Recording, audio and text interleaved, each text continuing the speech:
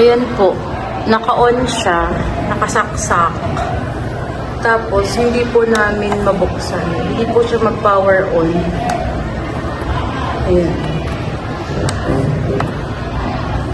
Kahit ilang pindot na po namin ng on, talaga siya mag-on. Eh, wala siyang remote.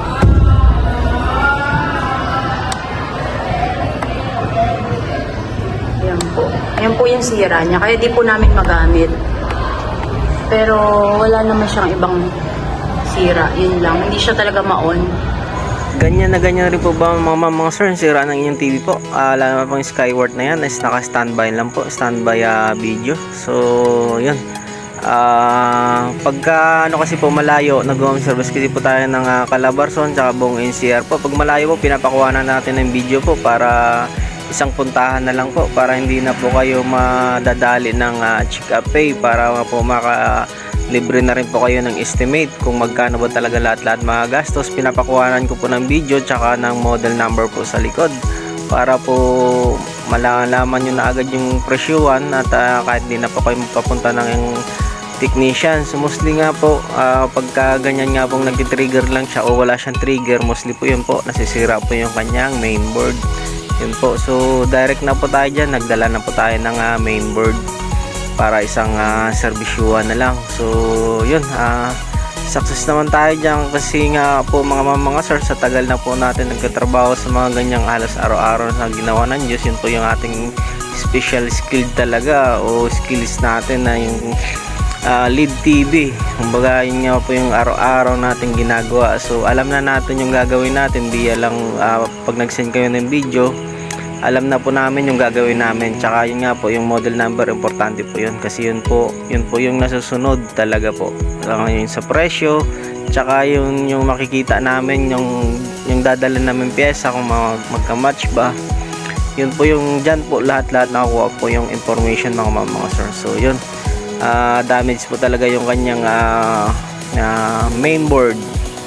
So mahaba po yan warranty po yun. Tsaka ito po school po ito, medyo maliit lang pong singilan natin dito at ay kawang gawa po ito na sinasabi ko. Gawa nga pong yung pera nga po is galing lang din sa bulsa ng mga teacher, hindi po ito galing sa gobyerno, hindi po ito na nare-reimburse ba tawag doon.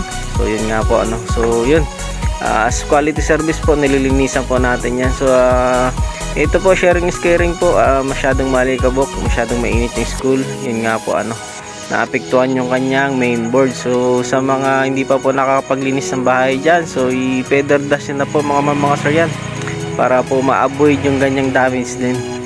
Tsaka i-electric panan nyo rin pag nakababad kayo ng nood, lalo na pagka medyo tanghaling tapat, medyo mainit, lalo na yan katulad ng school na yan, babad na babad yan sa kapanood ng mga estudyante natin. So yun, binigay na rin natin yan yung best natin dyan as quality service.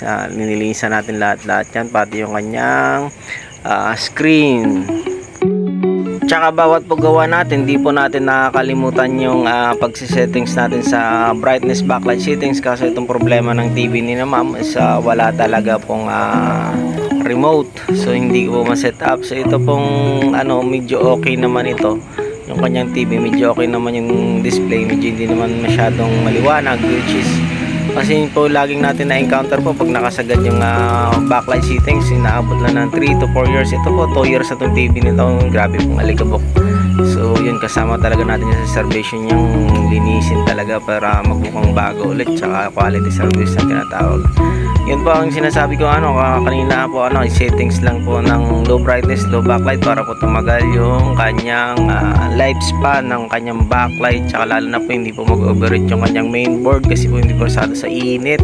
Tsaka po pag matagal po, yun nga po kanina sinasabi ko rin na electric panan pagkababad lang pagtanghali.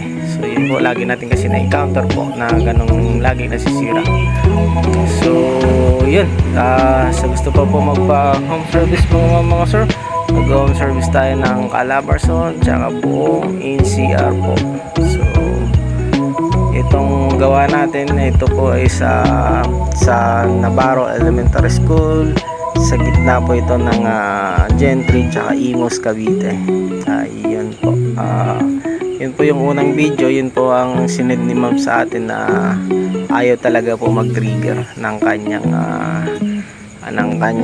remote ba o kahit ipindutin niya sa buttons, ayaw po talaga mag-trigger. So mostly po mga sir, sa tagal na po nang nagtatrabaho po, alas araw-araw na pong ginagawa ito, alas araw-araw sa ginawa ng Diyos, ito na po yung pinaka-skilled natin. So pag malayo nga po, yun nga po, pinapabidyoan natin para alam na natin yung dadalin ko o dadalin namin, para malaman nyo na rin yung presyo kung magkano yung singilan ba talaga sa mga ganong issues.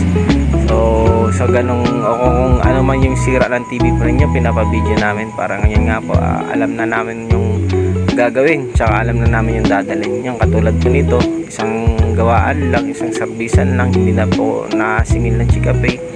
Tsaka ito nga po, kawang gawa po ito, gawa nga pong school, at hindi naman natin na masisingil talaga ng sobra ito at gawa ng yun nga po, hindi bayad ng gobyerno ito, galing sa bulsa ng mga teacher. Yun po, at tayo pinatapos din ng mga teacher. Nanay ko po at saka ate ko is teacher din, so nakaintindi tayo ng mga ganong senaryo. So yun po mga sir, follow my page po for more videos, and subscribe na rin po sa aking YouTube pag napadaan mo kayo. Maraming salamat po. God bless sa ating lahat at sa mga susunod pa po na araw po. Maraming salamat po. Thank you. Panginoon, gawin mo akong mas malakas sa harap ng mga problema.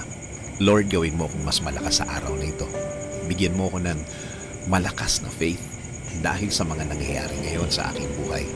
Alam kong hindi ako dapat nakatingin sa mga mabibigat na problemang ito, at sa iyo ako dapat nakafocus.